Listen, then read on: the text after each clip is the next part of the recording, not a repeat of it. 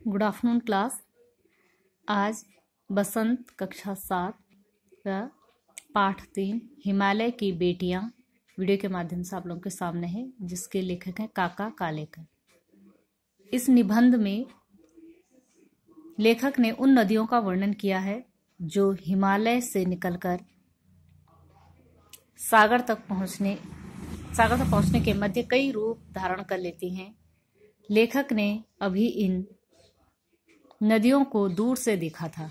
मैदानी इलाकों में यह नदियां बड़ी गंभीर, शांत तथा अपने आप में ही खोई हुई सी प्रतीत होती थी, किसी सभ्य महिला की तरह। दिखने वाली इन नदियों के प्रति लेखक के मन में आदर तथा श्रद्धा के भाव थे।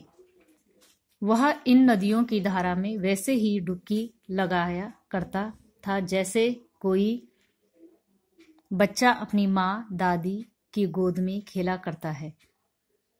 लेकिन इस बार जब लेखक हिमालय की यात्रा पर गया तो इन नदियों का एक अलग ही रूप देख हैरान रह गया। हिमालय पर दुबली पतली सी दिखने वाली गंगा, यमुना तथा सतलुज मैदानों में उतरकर इतनी विशाल कैसे हो जाती हैं।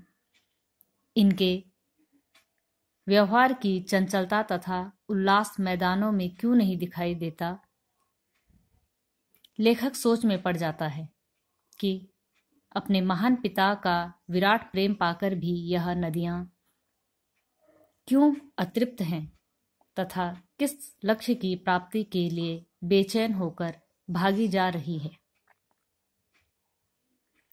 वह कौन सी मंजिल है जहां पहुंचकर इनकी प्यास बुझ सकेगी।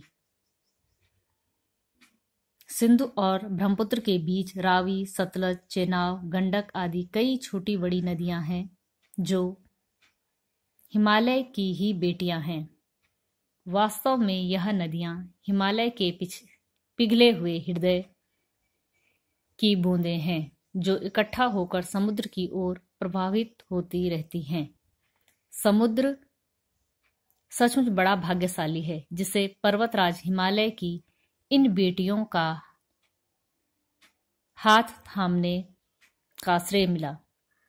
कालिदास ने अपने मेघदूत में वैतरवी वेतवा नदी को प्रेयसी के रूप में चित्रित किया है।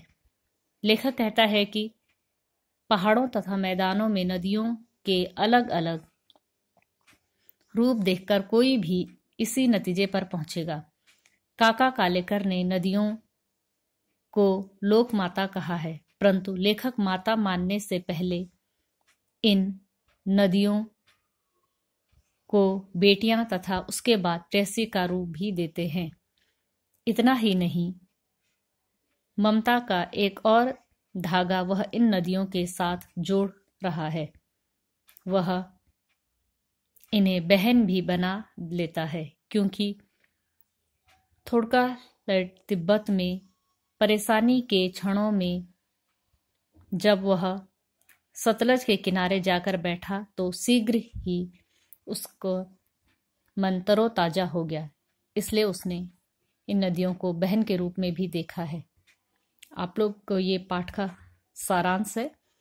इसके आधार पर आपको कुछ क्वेश्चन दिए जाएंगे, आप लोग उनके उत्तर लिखेंगे।